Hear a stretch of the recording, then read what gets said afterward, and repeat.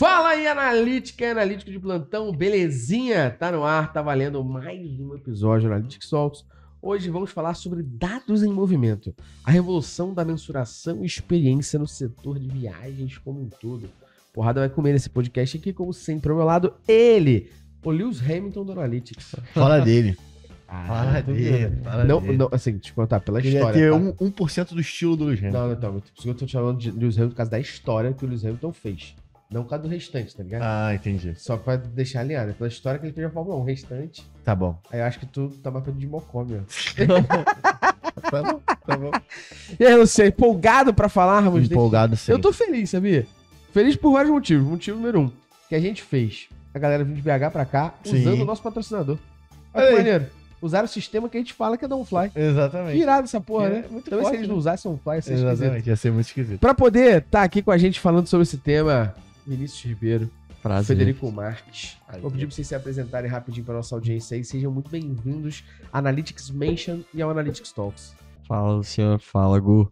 Obrigado aí pelo convite. Uma honra estar aqui na cidade linda, né, juntamente com o Fredinho, para falar um pouco sobre mensuração em viagens corporativas, que a gente tem feito aqui no OnFly. Meu nome é Vinícius, né, sou CMO da OnFly. Comecei minha carreira lá há um tempo atrás como estagiário e desde então estamos aí agora em uma nova fase, um novo ciclo. E curtindo pra caramba o que a gente tá construindo aqui. Prazer imenso estar com vocês. Prazer é nosso. E aí, doutor? Seja bem-vindo Bom também, demais. pô. Pô, prazer, obrigado pelo convite aqui. Eu sou o Frederico, mas pelo amor de Deus, chama de Fred, porque Tá bom. Frederico é só quando tá na pancadaria. Quando briga, Sua mãe, na hora que ela... tá maluco, namorada, quando tá puta, entendeu? É. Mas eu sou coordenador de Martech na OnFly, né? Já rodei um pouco o mercado, já fui desde pintor, labrador, a porra toda. Hoje estou de coordenador de Martech, sou formado em Relações Públicas. Também num desafio, cada dia aumentando o impacto da OnFly, né? Crescendo essa marca aí. Todo mundo Legal. que anda no aeroporto me manda. Pô, aí, ó, OnFly aí. E é um prazer Olha. estar aqui com você, gente. Cara, prazer é todo nosso. E pode deixar que eu vou te chamar de Fred, porque quando eu chamo alguém de Fred, traz boas recordações. São 2 brasileiros, 4 cariocas. Pois é. Eu gosto do Dom Fredão Aham. mineiro, inclusive. Tá? Que já foi torcedor de todo time, Já foi, né? mas Minha ele é família. tricolor fanático. Então, porra, tá bom.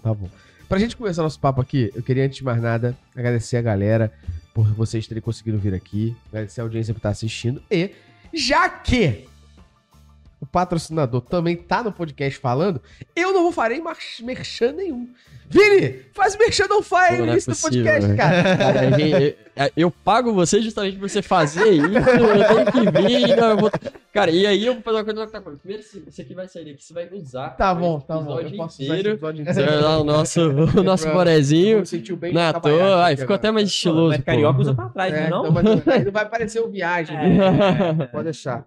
Eu Pô, uso aqui. pessoal, a ideia da OnFly é justamente fazer que as viagens a trabalho não deem trabalho, né? Então a gente tá batendo muito em cima disso. A OnFly, para quem não conhece e quem tá escutando aqui pela primeira vez, é uma solução, né, de viagens corporativas, né, que você consegue fazer tanto a parte de reserva até a parte de prestação de conta, que talvez seja a maior dor de quem tá viajando, né? E para quem não conhece, a gente também tem o nosso cartão corporativo, que é muito comentado e citado aqui, que existem vários casos de uso, desde quem está usando ali para mídia paga, né, para uma viagem corporativa, precisa ali eliminar toda a parte de reembolso. Então a gente oferece tudo em um, né, tudo nessa solução. E também a gente tem o produto da OnRap, né, que é um benefício disponível para todo mundo que usa OnFly, tá? Uhum. Então, se você ainda não ativou, né, se você quer também ter essas tarifas, economia a lazer também nas suas férias, pede ali pro seu RH, pro seu Key Account ali para ativar na sua conta, que ele já tá disponível aí para Boa. você também. E aí, nesse momento que você falou, tá tudo aqui envelopado de OnFly. A galera pode apontar a câmera QR Code ou o link na descrição. Fechou? Show de Porra, bola. agora sim, Bora cara. pra Porque agora, cima. agora, Gabriel, você edita essa parte, que aí tudo mexeu no OnFly. Exatamente. Só ouvi falar. Não é possível. A gente vai falar assim, e a gente pode falar, e agora com vocês mexendo no OnFly pelo próprio CMO. Cara, próxima vez eu chamo a Ingrid Guimarães aqui. Aí, ó, aí sim. Chamar o Vini, pô. Cara, de novo, obrigado vocês por estarem aqui. Acho que o papo vai ser legal pra gente trocar.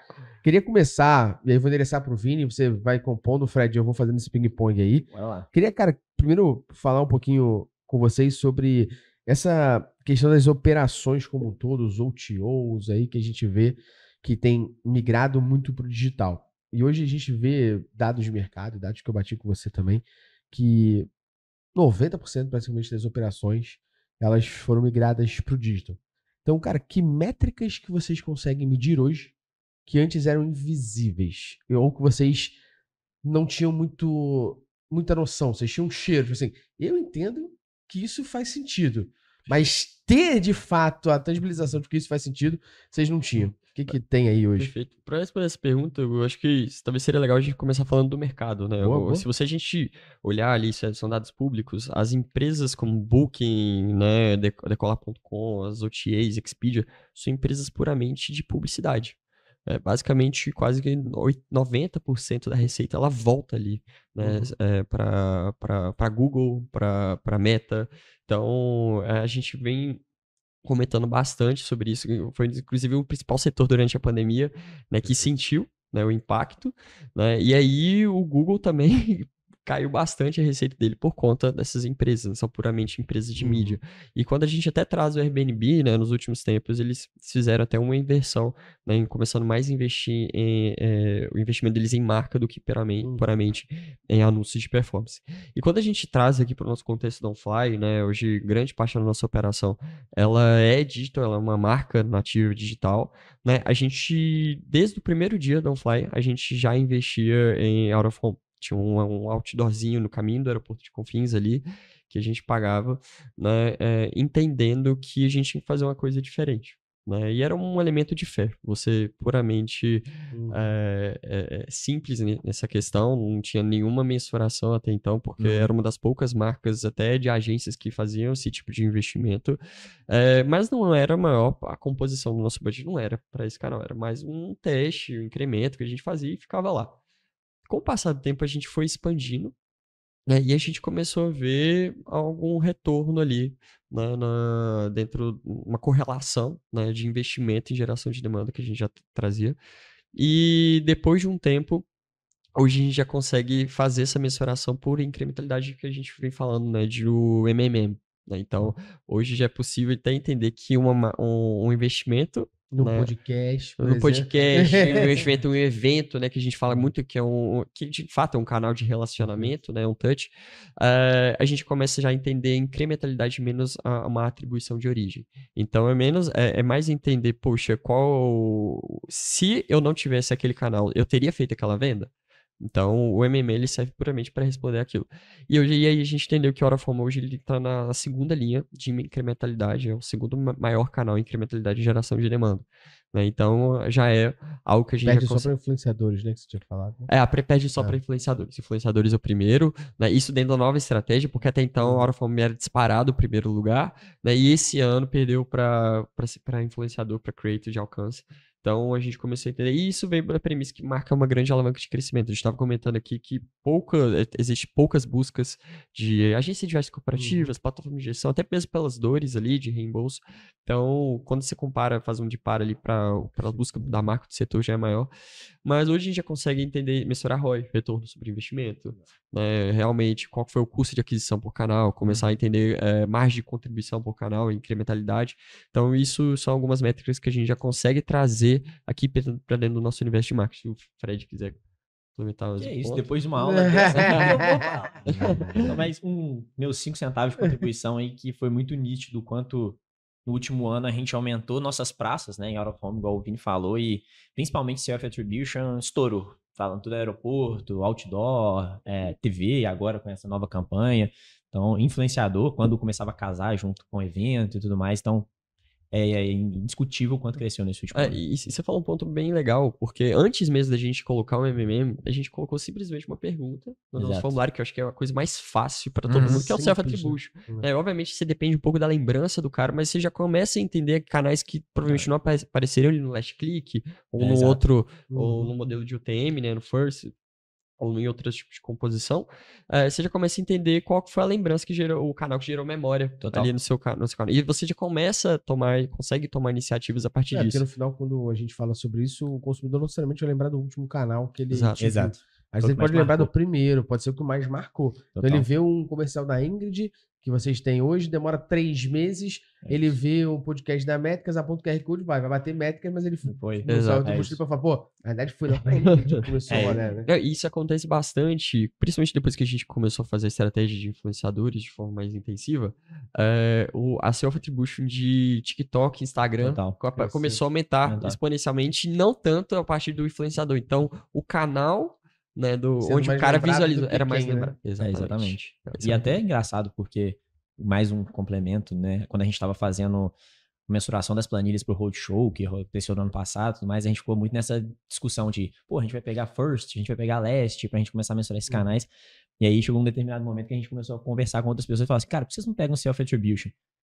Logicamente, tem uma discrepância do que começou a rolar no último tempo, né? Porque ele começa a dar essa guinada e as pessoas não necessariamente foram o último ou o primeiro, igual a gente falou, mas foi um grande gatilho para a composição. De entender, pelo menos, que Exato. aquilo faz sentido, né? Exatamente. Acho que no final é isso. A resposta que vocês querem é, cara, será que isso faz sentido no sentido, na visão de as pessoas estão vendo isso, estão lembrando? Então, quando ela marca aquilo ali, significa que marcou de alguma forma na mente dela. Não, e com um custo muito baixo. Muito baixo. Baixíssimo. E até E talvez isso ajudou vocês a justificar fazer um MMM, por exemplo. Né? Exatamente. E até um ponto, né? Porque o MMM, ele não vem pra trazer aquela, porra, a pessoa tá vindo literalmente desse canal. A incrementalidade é muito dos todo.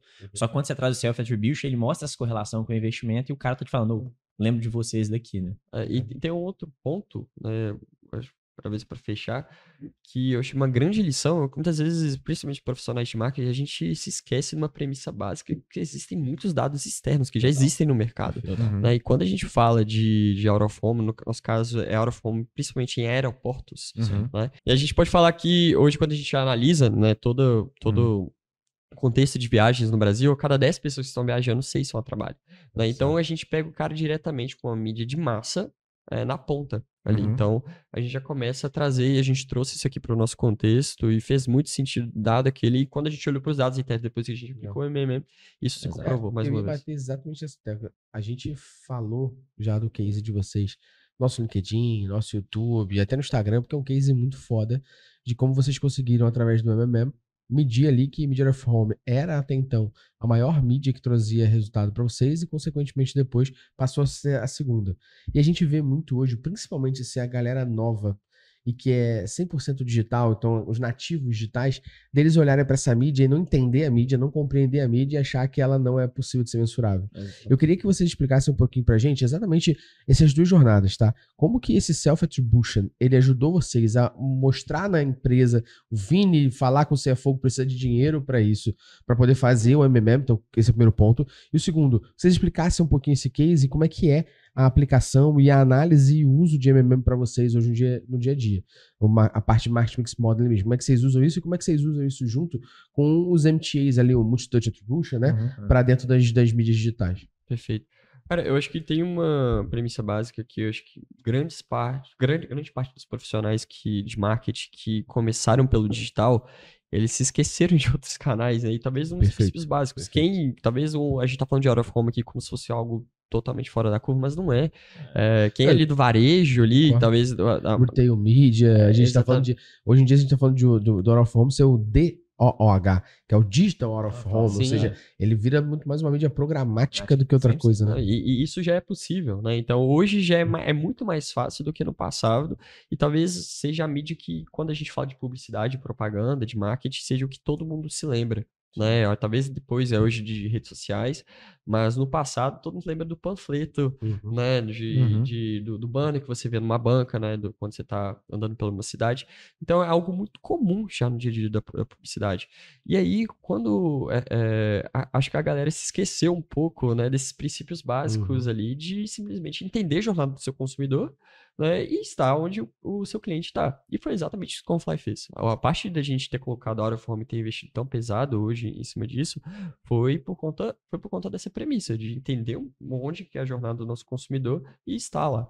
Né? E aí a gente foi criando alguns mecanismos, igual eu trouxe. Primeiro ponto para justificar, né, é usar dados externos, estatísticas hoje que 60% das pessoas que estão viajando a trabalho.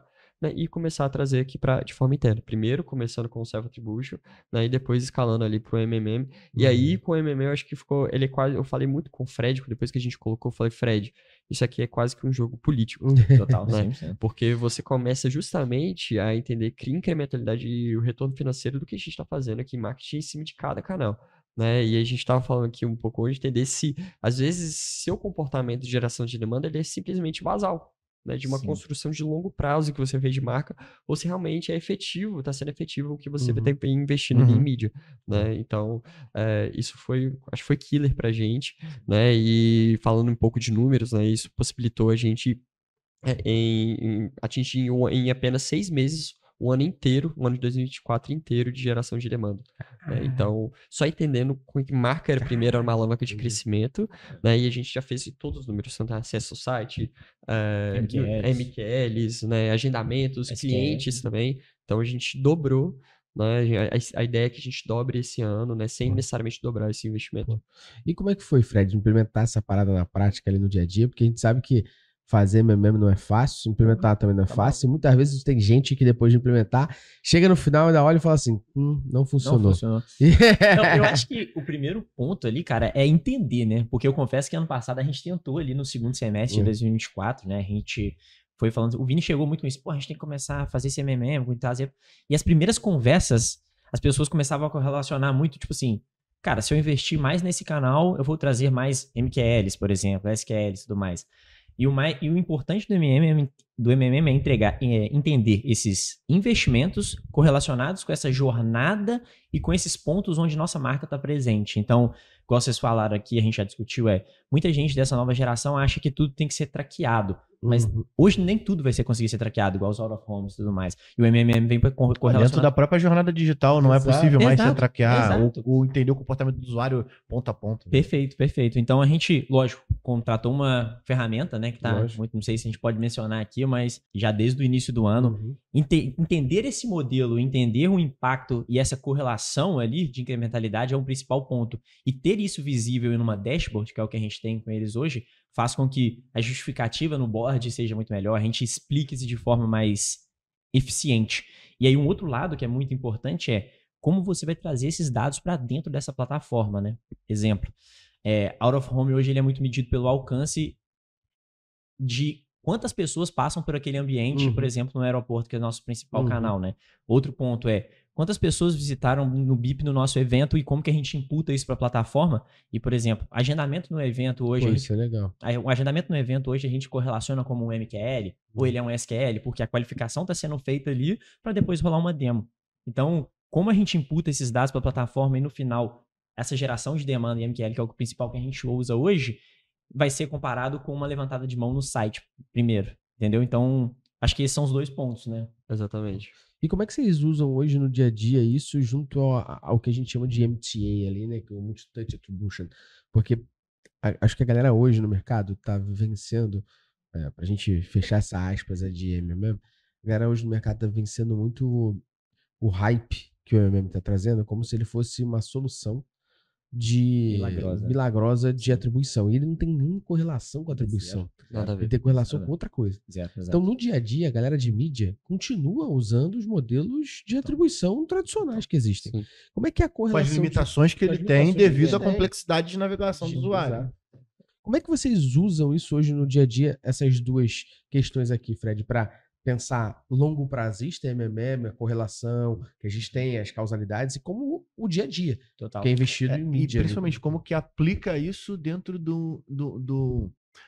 um planejamento orçamentário, por exemplo, sabe? Porque isso vai acabar influenciando. Então, a gente tem o dado de curto prazo no MTA e a gente tem o dado de longo prazo no MMM. Como que vocês fazem uma mudança orçamentária de acordo com isso, sendo que já está planejado o outro? Acho que é Total. Eu acho que... Vou até começar aqui aí, depois complementa, por favor. Eu acho que o principal é uma frase que o Vini trouxe sobre out of home, mídia não rastreada, mídia digital, correlacionada, porque eu acho que uma não inibe a necessidade da outra, né? Eu acho que elas têm que ser exatamente andando juntas. Então, por exemplo, o Google Analytics, a gente tem que ver isso correlacionado com o que está sendo trazido no MMM, um HubSpot, seu CRM, o que está trazendo. Então, eu acho que ver esses dados que estão sendo tragos no curto prazo e ver se eles estão espelhando no MMM. Isso é um bom ponto. Perfeito. E ver se o MMM hoje, na ferramenta que a gente tem, por exemplo, ele tem essa funcionalidade de a gente provisionar esse budget para ver no orçamento do ano que vem. Então, ver os fechamentos dos meses nos dados de curto prazo e ver o que ele traz no MMM no longo prazo para ver se está fazendo sentido, né? Perfeito. E complementando o que o Fred trouxe, eu vejo quase como um funil mesmo. Quando a gente fala de MMM, é um contexto muito macro. Né? Então, você está olhando uma correlação tanto de longo prazo, você precisa de um histórico ali, você isola algumas variáveis que podem influenciar, então, sazonalidade, no nosso caso, o feriado influencia bastante a nossa geração de demanda, então, no final do ano, o pessoal para de viajar a trabalho e começa a viajar lá dentro. Não deixa de viajar, mas muda o Exatamente. mote, Então, né, isso muda totalmente o nosso planejamento. Fora dados macroeconômicos também, Sim, variação, isso muda. dólar. E engraçado que o primeiro mercado a sentir isso é o mercado de viagens. Então, lembrando a pandemia, né, um desastre ambiental no passado, a gente sentiu muito efeito lá em Porto Alegre, né, o alagamento no Rio Grande do Sul. Então, isso influencia todo o nosso modelo de geração de demanda, né? Então, isso vai influenciar até o direcionamento que eu vou dar, às vezes, de investimento, às vezes, para uma campanha que tá regionalizada, por exemplo, né? Vai influenciar a minha taxa de penetração ali. Mas, voltando ao tópico, né? Então, eu vejo um contexto muito macro, né? Eu vejo o self-attribution, talvez, ali no meio, e ali o MTM, ele entra exatamente num contexto muito tático e operacional. Para você entendimento de uma campanha que eu estou executando naquele canal, como que eu estou sendo eficiente ou não. Né? Então, é basicamente como você começa a fazer esse espectro, que eu acho que facilita muito o seu entendimento e seu planejamento no dia a dia. Perfeito. Deu aula. Perfeito. E a gente falou de um ponto aqui que vocês tocaram, que acho que é legal, e o Luciano mesmo trouxe, né? Jornada de compra. Irmão, como que vocês medem uma jornada de compra de um cliente corporativo que tem múltiplos stakeholders e que talvez eu que fui impactado pelo anúncio aqui no podcast, depois encontrei o Vini e você, Fred, do E-Commerce Brasil, achei foda, mas eu tenho que levar isso pro RH e eu tenho que levar isso pro, sei lá, meu diretor, porque eu não sou eu que tomo decisão. Como é que se mapeia uma jornada dessa para que a gente consiga entender esse rolê todo que a gente está falando em diversos pontos de contato diferentes e tomadores de decisões diferentes? Eu acredito que vou pra puxar essa agora. Pode puxar. Essa é cabeluda. Porque conecta até um pouco com o ponto anterior, né? Que a gente estava falando de entender a incrementalidade. Mas acho que entra justamente no aspecto do CRM. Né? E aí você tem uma métrica que eu gosto muito, que é muito usada ali para ABM, que chama taxa de penetração de conta. Então você começa... obviamente eu não vou fazer isso em contas menores, de pequenas e médias empresas, né? De como tão assíduo, mas em grandes contas a gente olha muito para isso. Então, eu pego uma grande empresa, às vezes eu tô falando só com o cara de compras. E eu tô batendo no cara de compras ali o tempo todo. O cara tá vindo nos meus eventos, tá abrindo meus e-mails, e eu tô mensurando tudo isso. Só que tem um cara ali, que às vezes é o CFO, que é o diretor financeiro, que meu concorrente tá palestrando. Isso aconteceu, tá? Isso aconteceu. A gente tava falando direto com o gestor de viagens daquela conta ali. Quando foi ver o evento concorrente, o cara tava palestrando o diretor acima dele. Eu falei, gente... E hoje, pelo CRM, você consegue ver, né, quais são os stakeholders que estão interagindo. Vocês usam hoje? Hoje é o HubSpot que a gente utiliza, né? Fenomenal.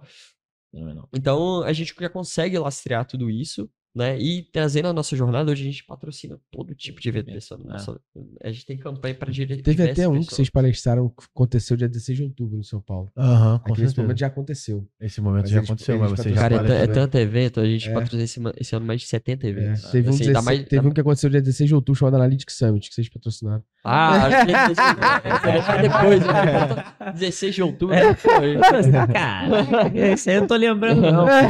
Logo vai entrar. Mas, assim, essa métrica de taxa de penetração ela é muito importante, né? E talvez trazer o CRM pro jogo e aí entrar nesse espectro de, cara, olhando mesmo no espectro macro. E aí começando a entrar no tático ali com os modelos de atribuição, né? E de UTM.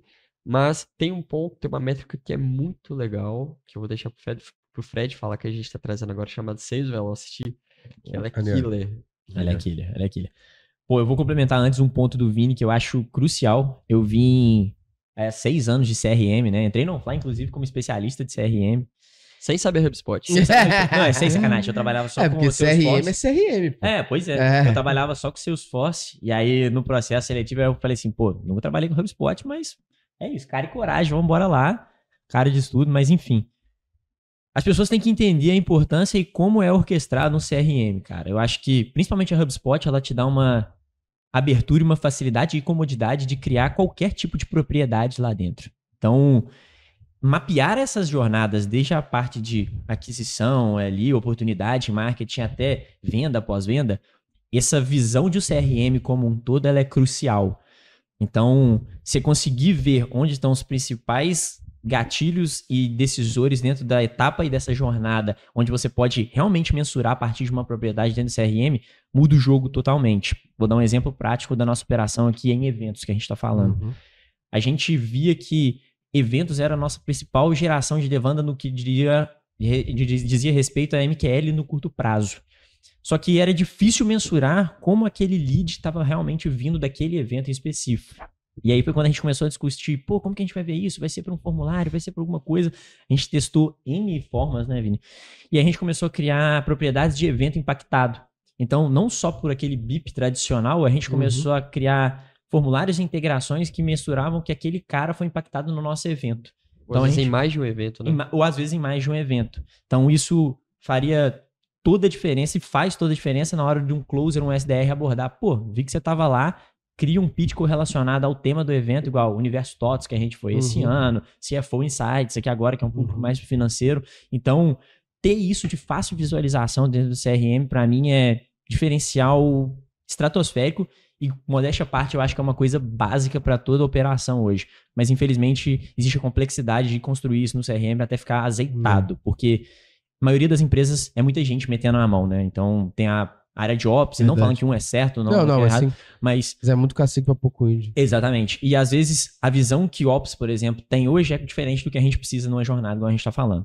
E aí, puxando já o ponto do Sales Velocity, a gente desenvolveu agora, foi entregue agora tem pouco tempo, um cálculo que eu sei se vocês já tiveram contato, né? Não, fala ele aí, é basicamente número de oportunidade vezes o número do GMV vezes o segmento dividido pela taxa de conversão. Pela taxa de conversão. Então, o que ele traz em resumo? Ele traz o quanto que a gente traz de GMV mais rápido. Então, exemplo prático. A gente tem o setor de agro dentro do nosso CRM que tem o maior potencial de GMV. 3 milhões, 100 milhões, sei lá, o que for. Só que a gente vê que o ciclo de vida dele é muito longo. Ele demora no mínimo 283 dias para fazer. Porém, o setor de tecnologia, o ciclo de vida dele, ele traz um GMV de 100 mil em 48 dias, em 68 dias. Então, esse cálculo mostra onde você pode atacar muito rápido, que é exatamente a visão do funil que o Vini trouxe, tipo MMM e tudo mais, e tem os que vão trazer o resultado muito rápido.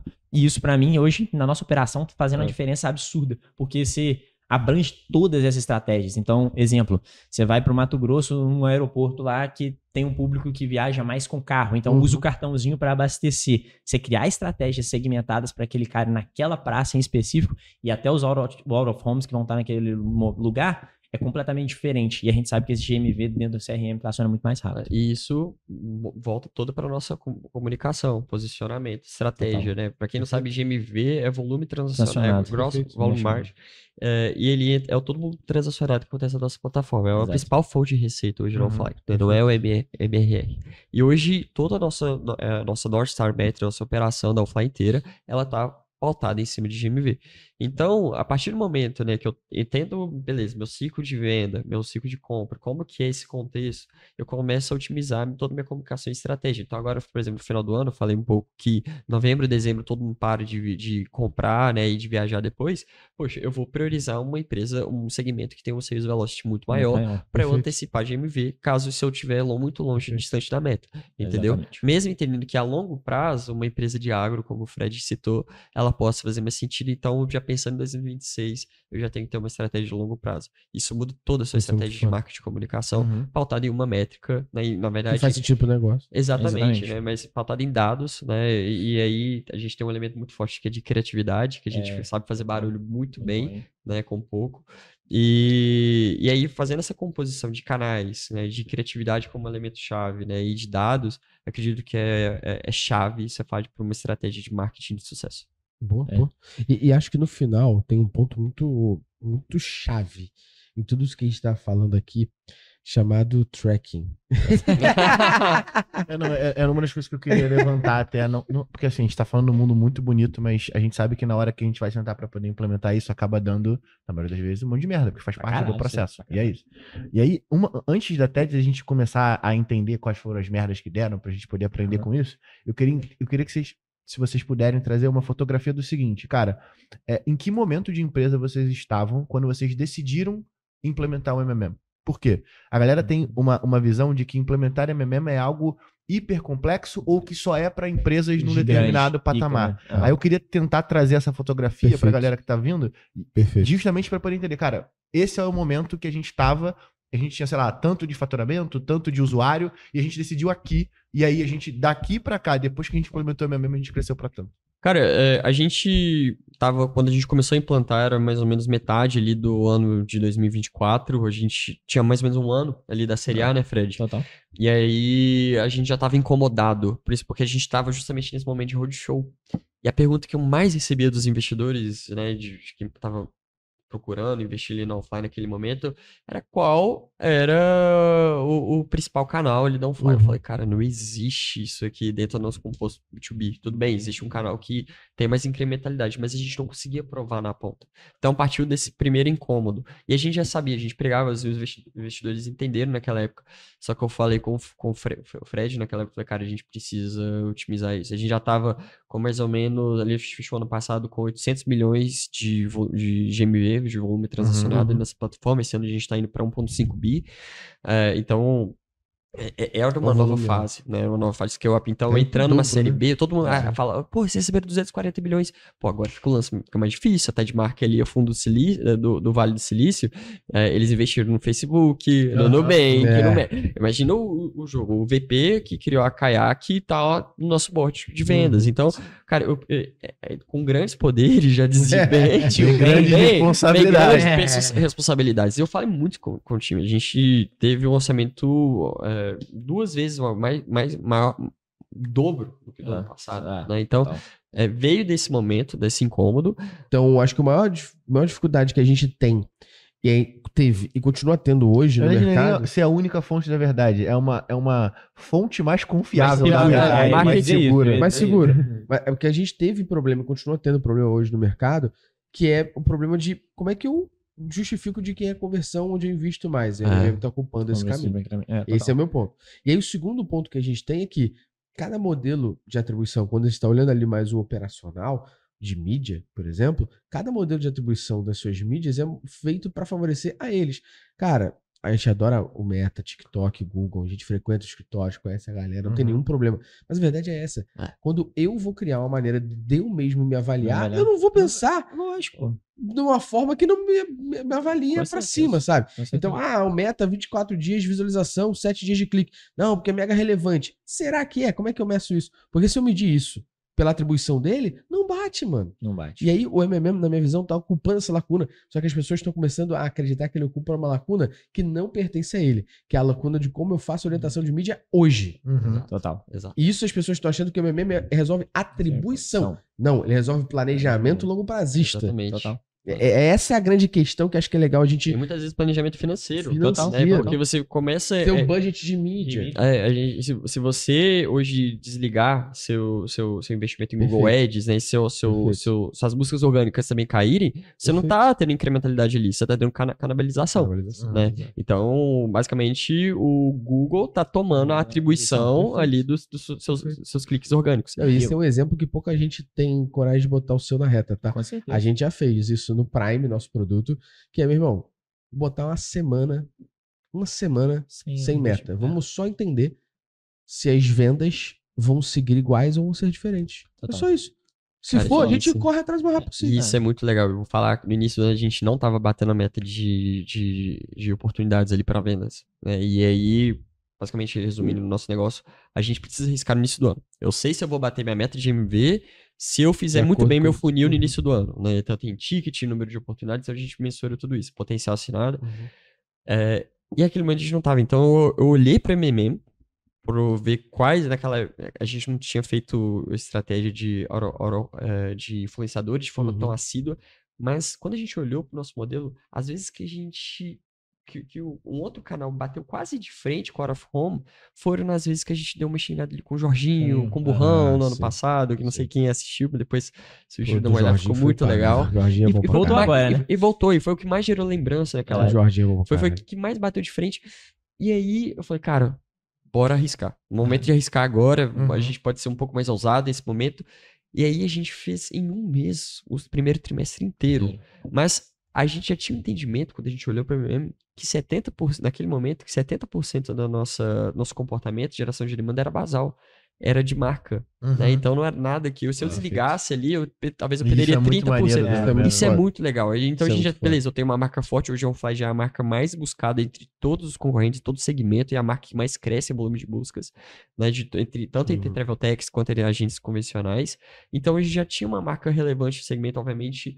A estratégia até da gente ir para canais como TV, né, canais não tão óbvios, fazer uma expansão mais agressiva em outros momentos, uma estratégia de alcance, foi justamente porque a gente precisava aumentar a nossa taxa, nossa penetração de mercado em um tempo mais curto, aceitando mais dispersão, mas indo para canais não tão óbvios e, no caso, analógicos. Né? Então, fazer total. sentido uma estratégia de E aí, até alcance. trazendo um ponto que o Gustavo tava falando aqui, porque muita gente hoje enxerga o MMM como a fonte da verdade, né? Ou ele tá ocupando esse momento, né? essa lacuna, igual você bem disse. Mas o grande ponto é duas coisas que eu vejo muito. Eu que fico ali na frente da parte de dados ali do marketing, que é o MMM é um modelo, né? Você tem que treinar ele muito bem. Então, se você não entende da sua operação, se você não sabe tratar esses dados que estão ali de atribuição, igual você citou Google e tudo mais, para imputar isso dentro do MMM, você só vai ter mais uma mentira sendo contada ali como uma atribuição de verdade. Então, entender, igual o Vini trouxe bem sua operação, entender o que é basal, entender o que vem. Vou dar um exemplo prático aqui. A gente, no início da implementação do MMM esse ano já, a gente tinha muita levantada de mão via LinkedIn, daquela estratégia de e-mail. E aí, beleza, começamos a trazer isso para dentro do MMM e não batia os números. Não batia os números. Eu posso falar, não, LinkedIn seus não tá saturado, vocês têm que investir mais aqui. Só que dentro das nossas mensurações no LinkedIn, fala assim, pô, tá voando, pô, nosso traqueamento tá bom pra caralho. E a gente viu que a forma como a gente estava imputando o dado para dentro do MMM não trazia esse espelho para refletir no investimento ali. Então, entender isso é killer, porque o MMM por si só ele não traz a resposta de todo. Sim. Tem uma outra parada, Luciano, que eu sempre bato na tecla, que acho que é legal a gente falar aqui agora, que é, Fred trouxe muito bem aqui, o MMM por si só, ele não resolve tudo. Mas tem uma parada que toda vez que eu sinto que as pessoas não estão com muita performance, quando elas consomem esse néctar sagrado, elas conseguem E aqui eu ter uma performance maior. E aí isso de fato resolve. Exatamente. Tu conhece? Eu conheço. Coffee Mais muito forte, meu parceiro. Cara, ó, Drip Coffee, café em grão, que aqui temos aqui o meu parceiro de Solos sabor de vulcânicos. café, Solos Vulcânicos. Que é aonde? Ó, Poços de Caldas. Gente, olha só, deixa eu explicar pra vocês uma coisa. Eu estudei em CIEP. Então, em algum momento, eu vi que o café que eu mais gosto da Coffee Mais era em Goiás. E eu não sei o porquê. Mas, porra, mancada, porque eu tô aqui com 2 mineiros e eu não vou falar o local errado. Quanto tempo você tava metendo essa aí? Acho que uns 2 meses já. 2 meses. Fácil. Uns 2 meses. Mas, o melhor café é Solos Vulcânicos, muito forte. Cara, Brabo. não, desculpa brabo aqui. demais. Desculpa aqui. A galera Coffee Mais é nosso cliente, posso falar. Mas o pessoal de Goiás já rouba o nosso sotaque, já rouba a cultura de missa, Nada quer roubar contra, o nosso hein? café. Luciano- E eu, carioca. Você tentou fazer isso. Exatamente. Mas, ó, Drip Coffee, café em grão, café e cápsula. E no link aqui na descrição e no QR Code tem um mimo, um afago, um carinho, um abraço. 15% de desconto, mais 15% de de mimo. desconto. Mais mimo. Então, Tá sempre tá maluco. rolando alguma promoção, alguma campanha lá na Coffee Mais, clica aí e garanta o seu e eu vou enviesar. Solos vulcânicos muito forte. Fica. Lá também Esqueceu tem a arara, né? acessório. Lá também tem As acessório. araras estão chorando. Né? Exatamente. Mas é porque você o. esqueceu a arara Mas já. é porque, Não, mas é pô, muito diferente. É muito diferente. Vou defender, É vou defender. diferenciado, é diferenciado. Solos vulcânicos é diferenciado. E lá eu também consegui comprar meu V60. Bonitinho, pra poder fazer um cafezinho Seu gostoso. moedor, Exato, meu moedor também é de lá. Então, garanta aqui, tem um link pra você poder garantir 15% de desconto 15% pra você de poder desconto. comprar Boa. seu café. Boa. Beleza? Antes disso, o cara tava até metendo que Caldas Novas tinha solos vulcânicos por conta disso, né? Foi bom demais isso, Muito cara. bom, muito Puta, bom. você, Tentando. não, você que assiste. Mas eu podcast- falei com convicção e você acreditou. Propriedade. O negócio é falar com propriedade, galera. Você que assiste podcast toda quinta-feira, você vai lembrar. Ouve aí, ó, alguns episódios atrás, que você vai lembrar quando você fala, ó, vou enviesar em solos vulcânicos, plantado lá em Goiás, você vai ver que um episódio ou outro, tem um episódio ou outro que eu falo assim, sabia nem que Goiás tinha vulcão. Eu falo isso. Ou dá pra vocês fazerem alguns cortes, um vídeo Dá. só de quantas vezes ele já Ô, fala.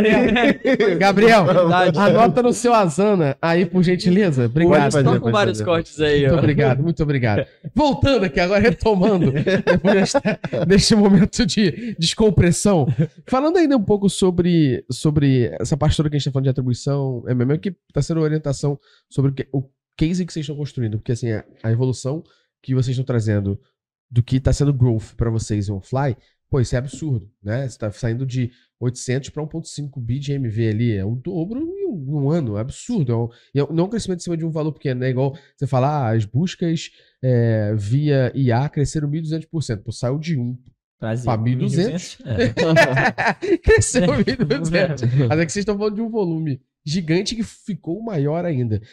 E é muito importante que a gente pegue essas técnicas, essas estratégias e todos esses cases de growth e traga essa parte de dados para dentro para a galera não negligenciar e achar que não tem dados por trás. Então eu queria falar um pouquinho sobre o uso da IA, que o Vini mencionou rapidinho, dentro disso de mensuração com vocês. O que vocês já estão fazendo em cima disso? Porque qual o nosso medo, tá? Como porta-vozes aí da comunidade. Nosso medo é que o marketing ele tá tentando ser protagonista da IA. E isso é meio foda. Porque o marqueteiro, ele é foda. Ele pega qualquer hype e se apropria deste hype e começa a falar disso com muita propriedade. Não, e ele começa a falar disso com muita propriedade como se fosse o dono daquela porra. E ele tá fazendo 1% do bagulho. E, cara, nem 1%. IA vende um bagulho lá atrás, mano. Quando a gente falava de IA, aí me corrija se eu estiver errado, cara, já tinha gente falando de redes neurais lá atrás. Muito Pra lá poder atrás. se basear muito lá. nisso, que hoje é um pouco o que a gente tá falando. Então, redes neurais já era uau, mas não trazia esse... Eu boto no GPT e ele me dá a resposta. Então, por que eu tô pedindo pra vocês trazerem cases de como que vocês estão usando isso? Porque, cara, tem gente que tá botando IA pra fazer análise quando o GA e o GTM estão mal tagueados. Mas você não tem nem o alicerce, a base de construção de uma confiabilidade em cima dos seus dados. E assim, cheat in, cheat out, irmão. Tu vai botar Fora que merda no a GPT, ele vai te utilização jogar de IA merda. generativa para fazer análise quando você poderia estar usando machine learning ou É, qualquer outro perfeito, tipo de perfeito, técnica. Boa. Quer que eu puxe aqui agora? Isso aí é tudo assim. Aí agora, faça as honras, Fred. Pô, eu acho que a pergunta, como você já começou respondendo muito bem. Eu acho que a IA, assim como a gente falou do MMM, tem que ser muito bem treinada e muito bem... o alicerce dela tem que ser muito bem feito. Conhecer os dados, saber onde vai ser plugado, se vai ser na plataforma, se vai ser nos conteúdos, se vai usar para, sei lá, pitch de vendas, gerar... A gente tá até puxando um projeto agora do Xandinho. Não sei se o Vini chegou a mencionar. Pode falar, porque aqui pode ser polêmico. A gente tá fazendo um agente de IA que vai ser basicamente um cientista de dados criado aqui. Em homenagem ao Alexandre de Moraes, para ele auditar todos os dados da OnFly e a gente ter confiabilidade em cima disso. Exato. Xandinho. Xandinho, só o nome. O ursinho é maneiro, o ursinho é maneiro. Mas é bem isso que o Vini falou. A ideia dele é a gente auditar esses dados para ver se realmente as fontes estão vindo certas, se está refletindo hoje no BigQuery, se está refletindo nos dados da plataforma da AWS, se está refletindo no Google. Então ele vai consumir de várias formas e a gente trazer isso para frente para espelhar, por exemplo, suportando junto com o MMM o budget para o ano seguinte, ver o que pode crescer, onde que são as principais fontes para serem atacadas. Isso é um alicerce que a gente tem que criar da base de dados para treinar essa IA. Porque muito é falado sobre IA generativa, mas e aí? Como que você está treinando sua IA generativa? Para quê? Qual que é a funcionalidade dela? Então hoje a gente tem já IA na plataforma da OnFly como um todo para viagens mais feitas, hotéis mais buscados, plataforma. Tem o Trust Expense que mostra ali como que, se aquela viagem está cumprindo a política de viagens daquele viajante. Então, em marketing, a gente tem usado ela em todas as formas. Igual, quem hoje aqui não usa uma IA para construir um pitch, para construir um case, usa Manus, usa GPT, usa Grok, usa, sei lá, Perplexity.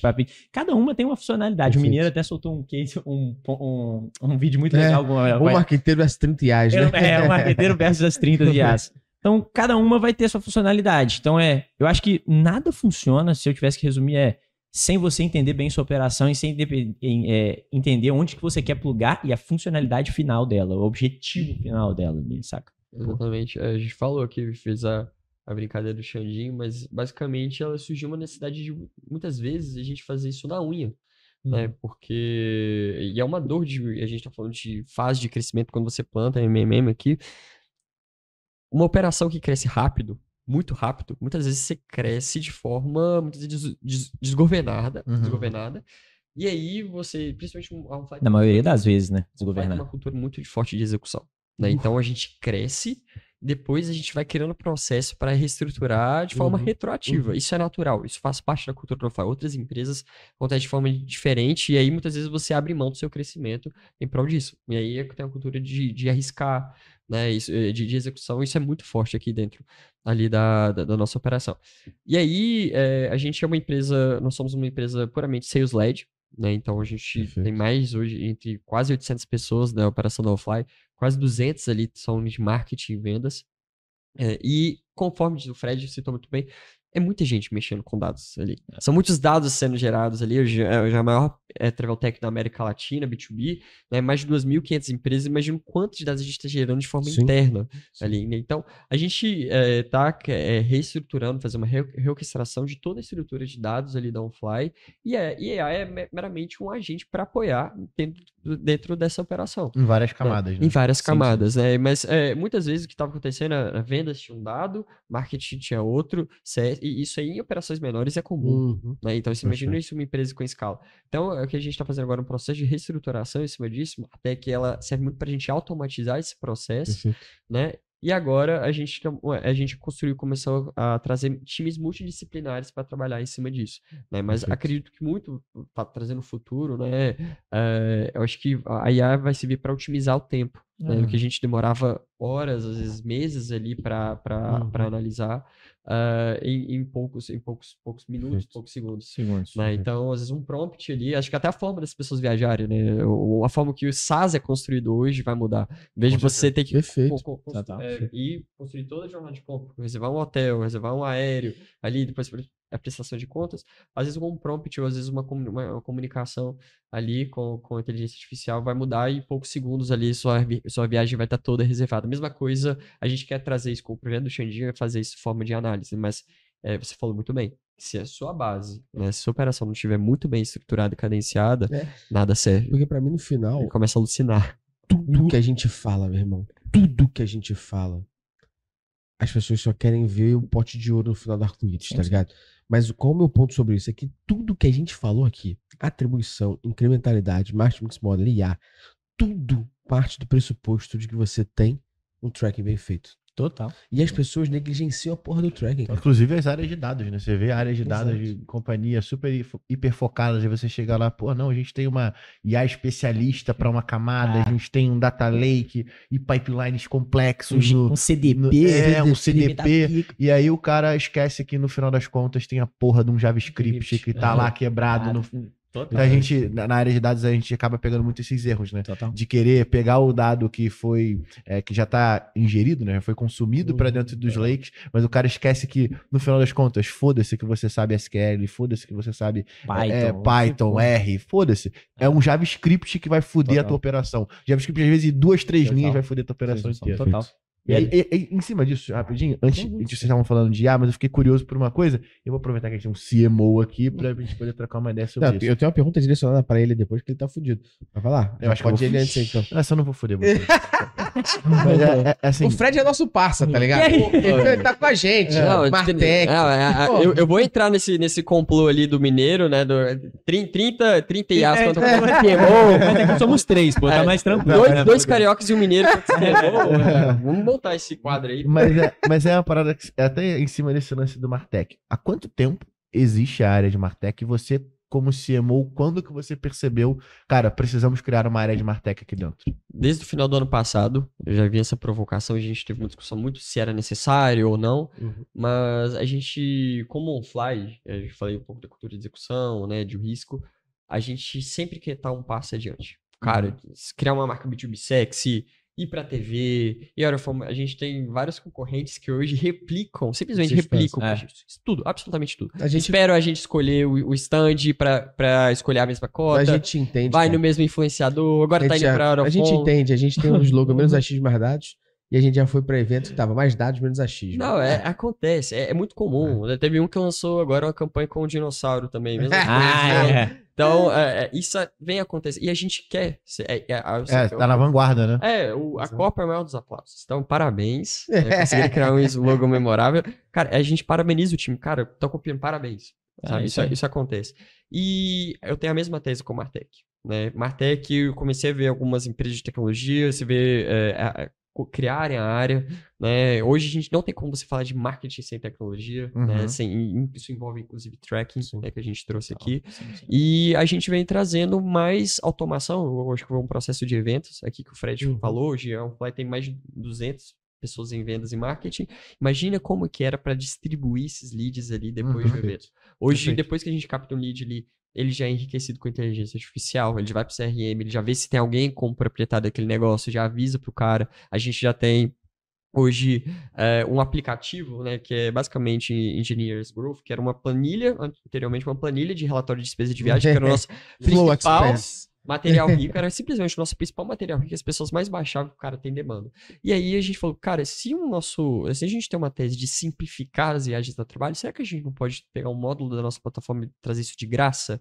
Né? Então é um módulo da nossa plataforma que serve como trial, eu já começo a ter inteligência de comportamento de compra de todas as pessoas que são de uma empresa, como que elas usam o cartão ali delas, ou como elas fazem a prestação de contas, com o que elas gastam. Consegue correlacionar quem é o usuário que está usando a ferramenta gratuita e qual mídia esse cara veio. E o mais legal... Pra você poder conseguir manter a jornada dele no longo prazo. E o mais legal é que o viajante, ele vira o canal para mim. Porque no final ele coloca, ele envia ali pro financeiro dele, eu já sei que é um tomador de decisão. Entendeu? Que é o financeiro. Exatamente. Então, por isso que a gente criou uma marca totalmente apartada. Então, e isso fica tudo dentro da área de Martech. Né? Então, a gente está automatizando e eu acredito que nos próximos 3 anos ali, todo o time de marketing vai ter uma pessoa de Martech. Eu concordo. Isso é um ponto interessante. Organizacionalmente, como é que fica a estrutura de Martech de vocês? Vocês acham... organizacionalmente. E na visão, vocês acham que Martech vai fazer marketing, produto, tudo isso ficar abaixo de Martech, por exemplo? Vamos lá. Complexo, mas... Não, mas é sério, porque... Você achou que eles iam me fuder? Eu queria até começar, porque sempre que eu falo que sou coordenador de Martech, as pessoas... Aí eu explico um pouco, né, como funciona a estrutura, e as pessoas ficam assim, você é um PMM, você é um PM. Aí eu fico assim, menos pior, porque se chamasse de gambiarreiro. A gente tem um gambiarreiro. O primeiro estagiário que hoje é analista de Martech, o nome da vaga dele era Gambiops. Um beijo, Rafa. Estagiário de gambiarras. E o RH ficou doido na época. Mas vamos lá, como que funciona a estrutura de Martech? Como que ela veio pra agregar tanto assim, né? A gente costuma falar, e até foi muito engraçado esse momento dessa virada de chave pra Martech, porque o Vini chegou um dia pra mim e falou assim, vão abrir uma vaga aí de coordenador de Martech, uma área que eu quero inaugurar aqui, eu quero que você seja o líder. Eu francamente nunca tinha ouvido falar de Martech, meu irmão. Tipo assim, já sabia um pouco, eu fiquei assim, caraca, beleza. E aí o Vini um dia chegou assim, sexta-feira à tarde, falou assim, cara, não tô conseguindo convencer o Marcelo, você que vai ter que entrar pra convencer ele. Marcelo é nosso CEO. Nosso CEO. Eu falei assim, né? Começamos a montar uma apresentação, 40 minutos do segundo tempo, estudamos, trabalhamos, fechou. Apresentação nada, vou contar a história real aqui. Eu já tinha pedido pra ele há séculos, vários meses. Chegou no dia, eu liguei pra ele, Fred, vai tomar no cu, cara. Pelo amor de Deus. Eu tentei aqui vender pro Marcelo, cara, eu não consigo entrar na segunda página. Cadê a apresentação? O Fred ficou desesperado, ele parou tudo e foi lá. Já tinha uma apresentação. Só que aí o Vini não tinha ela no PowerPoint, né? No Google lá e, aí entrou. Outro ponto também, porque ele usa o pacote Office e eu detesto, cara. Fica tudo na máquina dele. Fica tudo na máquina dele. Deus abençoe o Excel, mano. Não, pelo amor de Deus. Eu entendo, mas o Sheets também funciona bem pra caralho. Mas não é a mesma coisa. Mas é outro papo outra hora. Eu gostei, vamos fazer outro podcast. Ele provavelmente deve estar guardando notinha fiscal. Eu tô no dinossauro. Mandando e-mail pra reservar a passagem. Mas vamos lá, o que a gente constitui como Martech hoje? Hoje fica dentro de Martech CRM, tecnologia e dados. Por quê? A gente acredita muito num ciclo virtuoso dessa engenharia. O que acontece? a gente gera tecnologia, exemplo, Flow Expense. Essa tecnologia geram milhões de dados, elas têm que entrar dentro do CRM de alguma forma. Esse CRM vai ser nutrido, enriquecido, trabalhado, que vão gerar novos dados que vão subsidiar ou gerar ideias para novas tecnologias. Por isso a gente chama esse ciclo virtuoso, né? E aí, debaixo dessa tecnologia, então hoje na estrutura a gente tem um dev, um analista de CRM, um analista de dados, né? Que hoje está no Amarão ali, os dois estão concentrados nele junto comigo, que eu ainda sou muito da operação, igual o Vini trouxe. Aí um Fly tem esse quê de execução, então eu meto muita mão na massa, não tem dessa, cara. Tipo, não tem papo de executivão ficar lá, né? Mas é muito para isso. E quando você fala de produto, eu acho que não vem para a área de Martech. Para a área de Martech.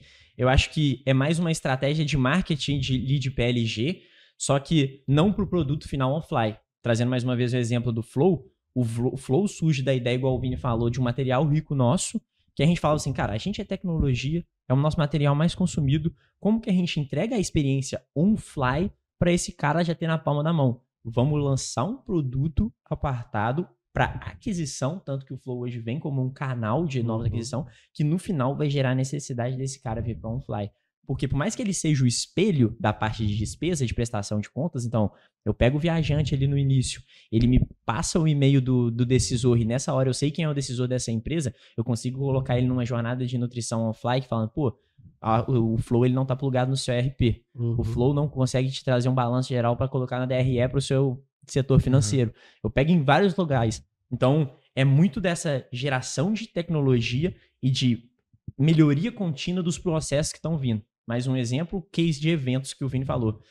Todo mundo aqui igual tem o Analytics, Summit, tem vários eventos que a gente fica muito refém do BIP, né? Chega lá, pô, escaneia o QR Code. Só que para tratar isso, enriquecer aí com IA, para distribuir isso para dentro da operação, para a gente que tem 200 e tantos closes, pô, BDR 80 closes, né? 200 em venda, BDR pra caraca, SDR pra caraca, a gente precisa otimizar. E muitas das vezes esse lead vem numa temperatura. Então, tô conversando com o Gustavão no evento, o Gustavão não espera que eu chame ele mês que vem, ele nem vai lembrar de mim. Então, a gente vem com uma estrutura linkada de códigos ali, né? Dentro de HubSpot, dentro de Make, dentro de N8N, enfim, inúmeros, plugado a ChatGPT, Grok e tudo mais para a parte de pitch, plugado a HubSpot. Isso fica automatizado. Então, o lead que cai hoje aqui, eu consigo ele enriquecer ele em minutos e no outro dia já está preparado no pipe do closer. Tipo assim, o closer só tem que tirar, com todo respeito aos closers, tirar a bunda da cadeira e sentar a pua na parada, sabe? Então, vem para facilitar e até mesmo para traquear as coisas, sabe? Garantir que os tracks, por exemplo... Tô correto. E a gente fez a virada da chave da home, né? O Vini até surtou um dia e falou assim, caralho, velho, não é possível, caiu muito a nossa geração de demanda pelo site, esse tracking deve estar errado e tal. Então, a gente tem o Dev hoje, que é a pessoa responsável junto com a consultoria de SEO, que garante que esses tracks estejam bem feitos e que todos os JavaScripts estejam no lugar correto, né? Os pixels estejam bem colocados, então... É bem isso, né? Acho que eu fiz um resumão aqui. Não, mas é ótimo, principalmente porque aqui já tem um cenário que a gente já conversa há algum tempo, que é no final das contas, essa área de Martech, ela inicia como um provedor de serviço interno, porque você tem que criar e resolvendo alguma coisa, muita coisa, você tem muito trabalho nesse início, mas aí você trouxe um caso interessante com o Flow Expense, que eles viram um gerador de demanda também. Sim, e aí você chega no momento que você chega, porra, peraí, eu já arrumei a casa suficiente, agora é só o payback, tá ligado? Porque eu vou começar a gerar demanda pra poder...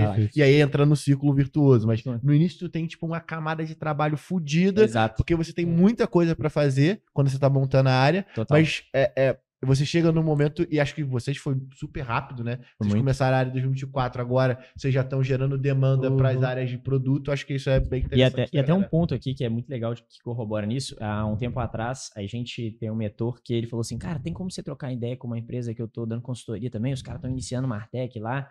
E aí eu comecei a falar, dei muito dos exemplos que eu tô falando aqui agora. E aí eu lembro que era um CMO, ele virou pra mim, pô, você tá muito na nossa frente, pô, a gente tem que ir muito abaixo disso, pô, a gente tem que melhorar os tracks, igual a gente tá falando, tem que fazer não sei o quê. E ele falou assim, qual que é a principal dica que você me dá hoje? E aí eu falei assim, cara, o que eu vejo muito de Martech? Hoje, claro, é um termo que também tá na moda, né? É um termo que também, junto com o MMM, ali as empresas estão começando a criar essa área, mas pensa no que você pode otimizar e automatizar agora. Então você tem um processo, você tem um conteúdo que performa melhor, seus tracks não estão azeitados, toda a parte de script que a gente falou aqui não tá no jeito, não tá no mel, na teta mesmo. Começa por isso. Porque a partir disso você vai começar a esbarrar em outros processos que estão linkados a esse e que você vai chegar num momento que você fala assim, pô, agora eu tenho que ir para desenvolvimento de tecnologia, agora eu tenho que criar um novo canal com tecnologia, saca? Pô. Cara, eu tenho 2 perguntas finais aqui pra vocês. Uma pro Vini e uma pro Arthur. Vou começar pela do Vini, aqui. Que, cara, isso aí você tá num papel de CMO aqui, né? E aí, toda vez que tem um CMO aqui, eu gosto de fazer essa pergunta, primeiro, pra deixar isso gravado, pra depois a gente ter corte pra soltar pra todo mundo e pra ver se mais gente tem consciência sobre esse tema. Mas toda vez que a gente fala sobre mídia, investimento, eu vejo, meu irmão, você não precisa revelar, mas muita empresa investe muito dinheiro em mídia. E só pra você ter noção, hoje, dados de uma pesquisa, quem quiser depois me pergunta, pode ser LinkedIn ou Instagram, que eu mando o link da pesquisa. Não vou trazer aqui, porque se você quiser saber, você vai interagir.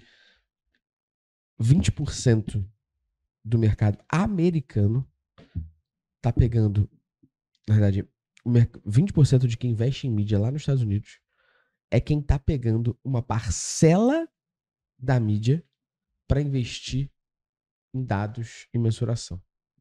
Então, meu irmão, você tá falando que é pouquíssima gente, e eu tô falando que pega uma parcela, não sabemos quanto, da mídia. Dizem que é 20% do mercado que faz isso, e o que a galera tá pegando, inclusive, é 20% do investimento. Eu acho que é utópico isso. Mas a minha pergunta pra você é justamente essa, cara, como que você, como CMO, olhou pra meta que você tem de aquisição, o growth que você tem que fazer, e falou assim, quanto daqui vai ser pra medir? Cara, hoje talvez eu não consiga estimar quanto, sendo muito Não, sim, aberto, mas sincero, como é que você pelo menos olhou e falou assim, uma parte disso tem que ser pra medir? mas tem, eu acho que foi o primeiro tópico. O plano de marketing de 2025, ele começou a partir desse ponto, né? E aí, no caso, o MMM, que era um ponto que eu citei um pouco, ele foi um apoio político pra gente. Não somente pra eu iniciar meu planejamento, mas eu consegui verba pra esse ano.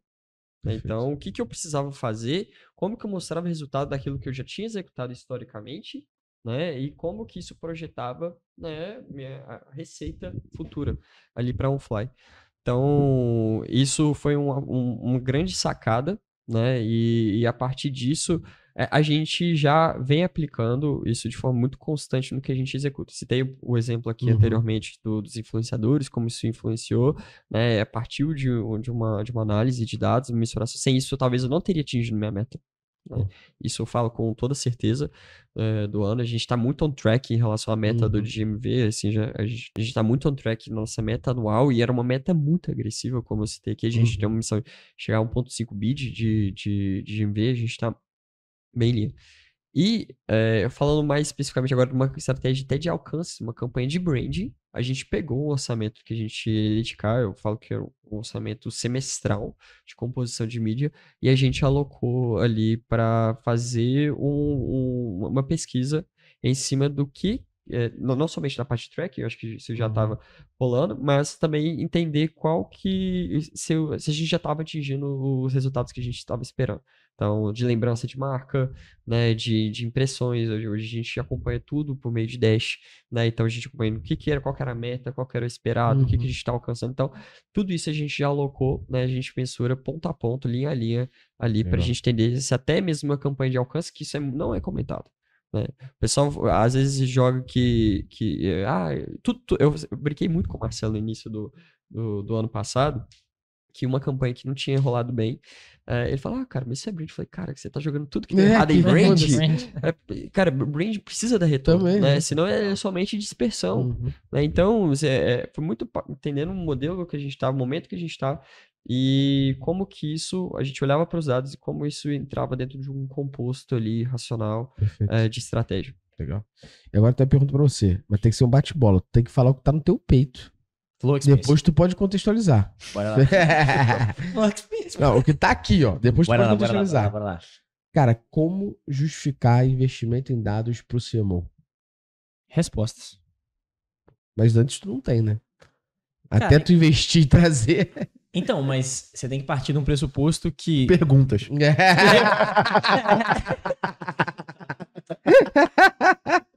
Mas é porque, cara, é igual o Vini muito bem disse, tipo assim, não tem como você justificar nada pra você trazer pra um board, pra uma discussão de budget pro ano seguinte, ou justificar que aquilo deu certo ou não se não tiver dados, cara. Então, por exemplo, hoje a gente tem dois bancos de dados que suportam a gente, a GCP e a AWS.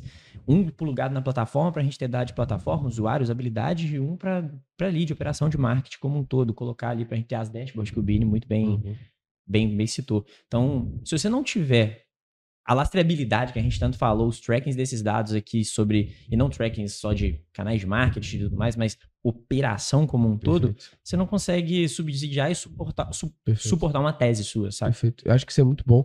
E complementando o que você trouxe, acho que é chegar pro CMO e falar assim, porra aí, se a gente conseguisse descobrir isso aqui, É isso. aí o cara ia falar, pô, e como é que a gente faz? Investindo em dados. Tem um orçamentinho aqui. Tem aqui, ó. Coloca aqui, me dá metade desse É budget. isso. Não, e tem um ponto, eu acho que é cultural nosso ali do time, e o Fred sabe muito bem. Toda vez que tem alguma zica em algum dash, em algum dado ali, que a gente já sabe, cara, isso aí tá sujo. É muito louco. Isso vira prioridade zero. Isso vira prioridade zero. Cara, aconteceu alguma merda, alguma zica, alguém fudeu alguma coisa ali, ou então alguma coisa, apareceu mais um canal que a gente não tava mensurando, isso vira prioridade zero, porque senão, se eu analisar um dado de forma incorreta, se eu tenho um dado incorreto, eu vou tomar piores decisões, isso volta, é um ciclo, sabe? Então, começa a partir dali. E a gente fala isso o tempo todo, pior do que não tomar decisão baseada em dados, é tomar decisão baseada em dados errados. Não, eu vou dar um exemplo prático da semana passada, tá fresquinho, tá só no forno. A gente tava com um evento que a gente tinha muita expectativa sobre ele, nessa captura de demanda, e a gente fica acompanhando diariamente. Um ponto importante que eu acho que é muito facilitador e que é game change nesse negócio de saber os dados da operação é olhar todo dia, velho. Entrou, bom dia, deixa eu ver a dashboard aqui, de GMV, de MQL, SQL e tudo mais, pra saber na ponta da língua. E aí, semana passada, a gente tava olhando assim, ó, os números da operação, de repente, 2 horas da tarde, o Vini virou e falou assim, o que aconteceu com os nossos SQLs? Eu, no meio de uma reunião, falei assim, caralho, não sei, mano, eu tô aqui na reunião, deixa eu ver o que tá acontecendo. De repente, mano, sai de 300 e pouco pra 790. Aí eu falei assim, cara, estouramos, mano. Batemos a meta do ano em um mês. Bom, pô. Tipo assim, tá acabou, bom. vambora pra casa, meter um estilinho, foda-se o resto. O Mr. Beast postou. É isso. Aí na hora que eu entrei, eu falei assim, tá errado esse número. Então, paramos tudo que tava fazendo. Pô, chamei o Rafa, Amaro do time, chamei o pessoal, falei assim, vamos olhar, vamos analisar. Descobrimos que um fluxo que tava plugado nesse de eventos tava categorizando e preenchendo propriedades em negócios que não eram para estar associados, saca? Então, saber isso, saber essa operação de cabo a rabo de ponta, faz você ver se tá fazendo noção aquele número ou não. Muito rápido. Ô, Luciano, eles trouxeram muito papo bom aqui sobre dados, incrementalidade, MMM, clareza de dados, qualidade de dados. Acho que eles merecem agora desbloquear o mil, cara. Agora. Eu acho. Que isso. Ó, e esse mimo aí, papo reto, tá? Tem uma parte desse mimo aí que é contada. Tipo assim, tem gente que não recebe. Isso aí mesmo. É, isso aí ninguém recebe, não. Cadê? Ó, Lá de Goiás, né, galera? esse aí que tá na sua mão, Fred. Isso aí é item de colecionador. Mas eu quero uma pergunta. Lagoinha ou Copa Americana? Isso aqui é Não, pra Lagoinha, gente. Lagoinha. Ele só fala isso porque ele é o carioca mais vendido pra Lagoa Santa. Aí ele fala que é mineiro, morou um mês lá. Não, Lagoa Santa é Lagoinha. Tem um primo que mora lá. Então, é lógico, é lugar de gente, porra, Hulk, Paraíba, mora lá, né? O brabo. Lugar de gente Pelo com amor de dinheiro, Deus. né? A família dele é toda lá. Porra. Aí, ó. Aí. Pica. Valeu Adesivos, galera. café, Obrigado, copinho. Viu? Muito, rapaziada. Esse copo ele é muito importante porque ele tem duas funções, né? De 6 da manhã até 9h59 de café. Cafezinho. De 10 pão da com manhã manteiga. até as 5h59 ele vira cerveja. Ele é multiuso. Perfeito. Vini, Fred, obrigado demais pelo papo aqui hoje, viu? Agradeço demais vocês terem vindo pra cá, trocar essa ideia com a gente, foi super, super, super rica.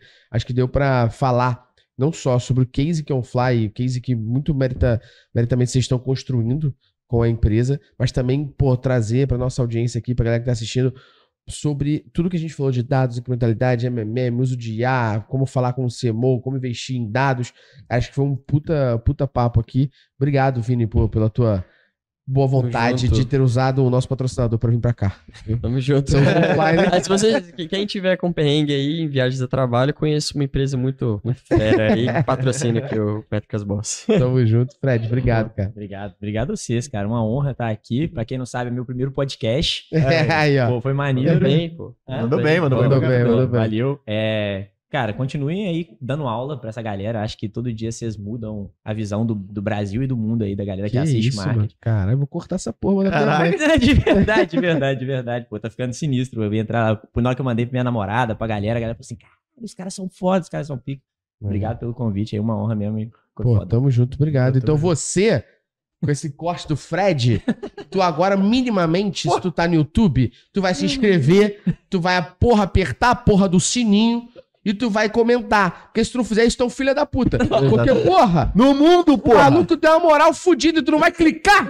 Não é possível. Porra. Tu vai clicar por ele, pô. Se tu tá no Spotify, 5 estrelas, ativa o canal também, sinalzinho. Se não quer dar 5 estrelas, não precisa, mete o pé, não precisa dar 4 estrelas, beleza?